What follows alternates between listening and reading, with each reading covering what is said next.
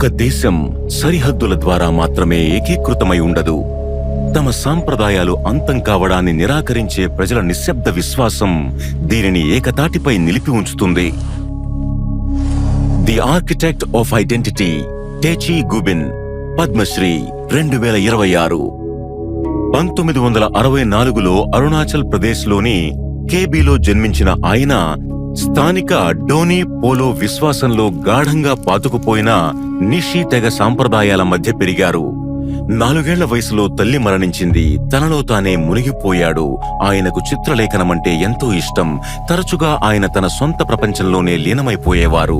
చిత్రలేఖనం తన చుట్టూ ఉన్న ప్రపంచాన్ని ఆయన గమనించే తీరును మరింత పదును పెట్టింది. అతని ప్రయాణం తన గ్రామానికి చాలా దూరంగా తీసుకెళ్లింది. అతను ప్రతిష్టాత్మకమైన చండీగఢ్ కాలేజ్ ఆఫ్ ఆర్కిటెక్చర్ లో ఆర్కిటెక్చర్ చదవటానికి దేశవ్యాప్తంగా ప్రయాణించి 1988లో పట్టభద్రుడయ్యాడు. Techi Gubin Arunachal Pradesh public works department లో చేరి క్రమంగా రాష్ట్రానికి చీఫ్ ఆర్కిటెక్ట్ గా ఎదిగారు. దశాబ్దాలుగా ఆయన గృహ రూపకల్పన, పట్టణ ప్రణాళిక, పబ్లిక్ ఇన్ఫ్రాస్ట్రక్చర్ గైడెన్స్ వంటి పనుల ద్వారా అరుణాచల్ ప్రదేశ్ నిర్మాణ రంగ రూపురేఖలను తీర్చిదిద్దడంలో సహాయపడ్డారు. అయితే కేవలం ఆర్కిటెక్చర్ సరిపోదని గ్రహించాడు. ఎందుకంటే అతనికి అత్యంత ముఖ్యమైన నిర్మాణాలు అదృశ్యమైనవి. అవే అతని ప్రజల సాంస్కృతిక పునాదులు. ఏప్రిల్ 3వ తేదీన 1999 ప్రజల భారీ కదలిక ఒకటి జరిగింది. సంస్కృతికి, విశ్వాసానికి, అస్తిత్వానికి నష్టం వాటిల్లుతోందన్న భావన అక్కడ నెలకొంది. అంతేకాక ప్రజలు విశ్వాసాల నుండి భారీ సంఖ్యలో దూరమైపోవడాన్ని గమనించాను. మా నాన్నగారు ఒక పూజారి. ప్రజలను సంరక్షించే బాధ్యత వారిదే. అందుకే మా నాన్నగారి వారసత్వాన్ని నేను కొనసాగించాలని భావించాను.